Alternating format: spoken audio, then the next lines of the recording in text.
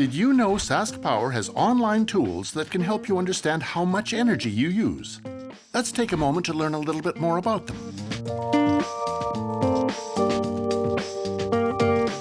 The first online tool available is the Online Energy Assessment for Homes.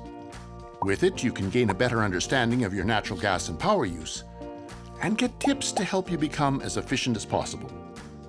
All you have to do is enter information about your home, including the number of people, appliances, and types of insulation, to name a few. Then, based on this information, the tools give you a report with recommendations that can help you save power and money.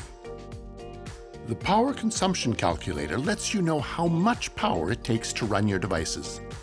Just fill in a few important details, like the amount of watts your device uses, how often you use it, and whether you're a residential, farm, or business customer, to find out the cost to power your device each year. These tools help you find ways to be more efficient in your home and save money along the way. And best of all, they're free to use. Visit saskpower.com to learn more about your power bill.